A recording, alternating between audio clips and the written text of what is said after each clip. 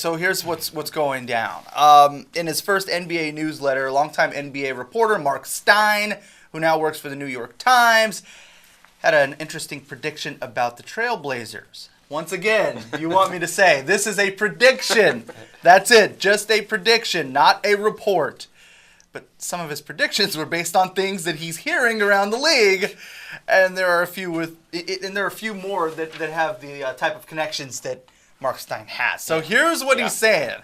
Okay, this is the year, he says, quote, "This is the year Portland will break up the potent backcourt of Damian Lillard and CJ McCollum.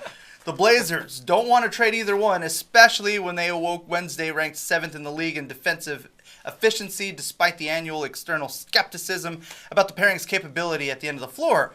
But the easiest path to balancing the roster is by parting with one of their two guards, most likely CJ McCollum, for a package headlined by a front court player on their level.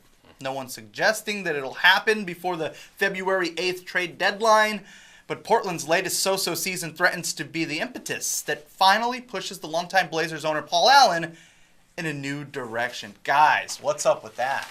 We don't want to get too deep into this week. We talked a lot about this potential scenario last week, and I'm sure we'll talk about it as we get closer and closer to the trade deadline.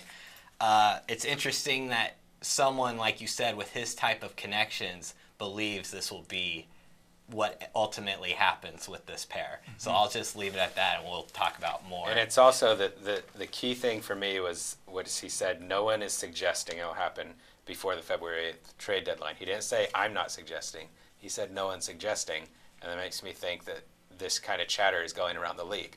Whether that chatter is coming from Portland or not, that's the question. Yeah. But you also had a report from John Canzano less than a month ago that Paul Allen is putting some feelers out there about what the rest of the league thinks about the Blazers roster. And he's 100% right that the easiest way to try to balance this roster is trading CJ McCollum. It's a desirable piece. And it doesn't say it's to blow up the team. It doesn't say trade him for a great draft pick or anything. It says for a front court player on their level. So I don't think the Blazers would go trade CJ McCollum for, say, the Nets pick, from the Cavaliers.